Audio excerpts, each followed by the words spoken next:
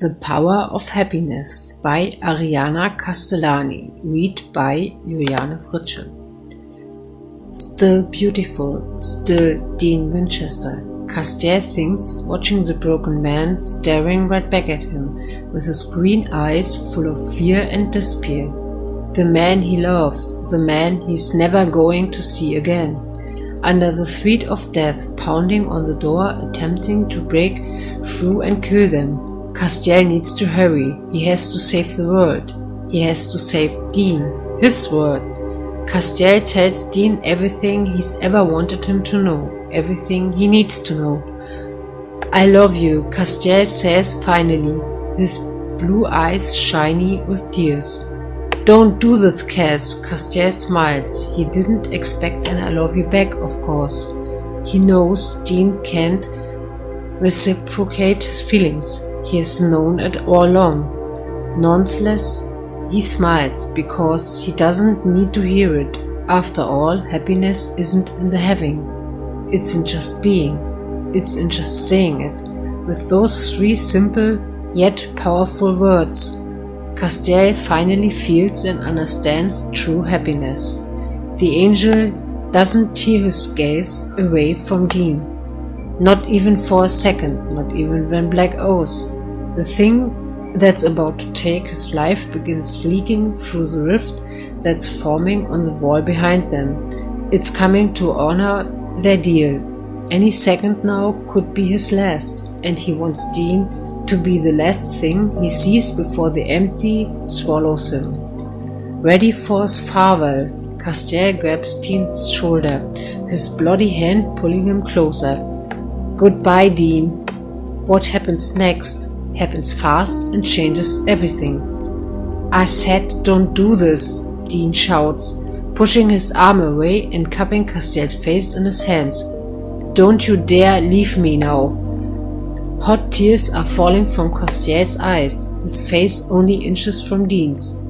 Dean, it's too late. I had to do it. I did it to save you. Castiel explains quickly, his voice broken. Well, turns out I don't want to live without. Dean is interrupted by a sudden loud crash and he looks up, hopelessness and terror growing in his eyes. The crash is followed by a strangled cry. Death has managed to break the protective seal on the door, entered the room and is immediately taken by the empty. She's gone. And because the empty has no power over humans, Dean is now safe. Castiel sighs contently, basking in his knowledge, melting into the touch of Dean's skin on his, for the last time, waiting to die. Their eyes meet again as Dean looks back at him. He's crying too now, silent tears running fast down his face. I'm so sorry, Dean, Castiel whispers. Dean's hands trample on his cheeks as urgent words leave his lips in a shaky, reverent breath. I love you too, he says, and then Castiel is being pulled even closer until their mouths meet in a desperate and messy kiss. Castiel's feelings after confessing his love for Dean is nothing compared to this. Overwhelming waves of happiness wash over him like a floating river. He feels invincible, he feels so wonderfully alive, and it's almost too much to bear.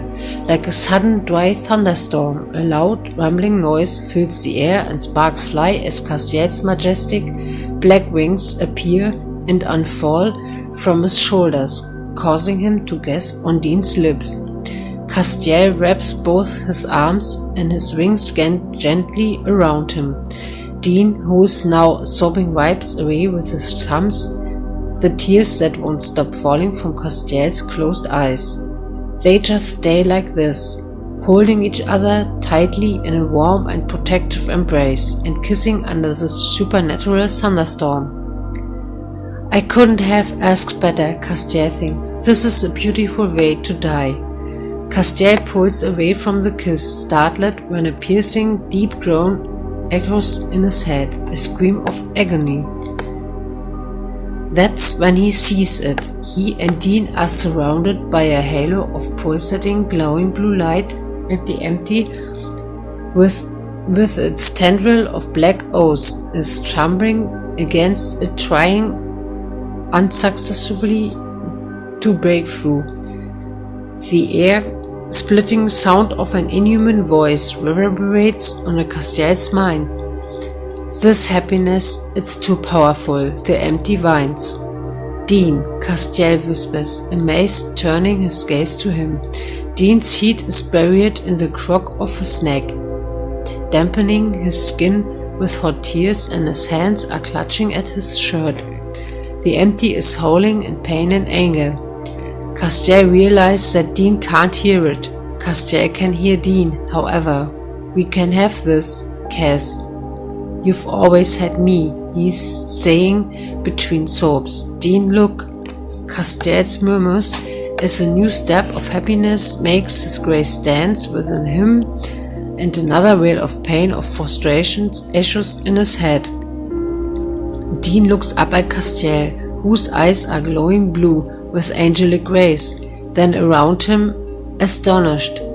His eyes start from the sparks in the air to the halo protecting them, and land on the black tendril trying to break through.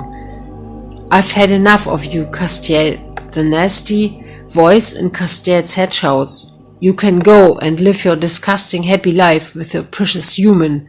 I don't care anymore, just stop tormenting me. Castiel and Dean watch in disbelief as the tendril crawls back along the ground like a hurt animal.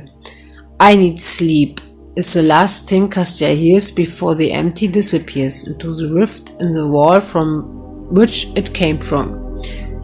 The room is dark and quiet now. Castiel and Dean are still holding onto each other, afraid of letting go, their foreheads touching and their breaths mingling.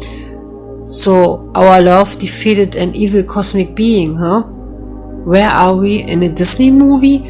Like True Love's Kiss or something? Dean chuckles when Castiel tells him what happened. I guess so, the angel smiles back. So, I hope this is real. It is. Dean cups his cheek and kisses him softly. We are real, Cas. Castiel's grace pours inside him.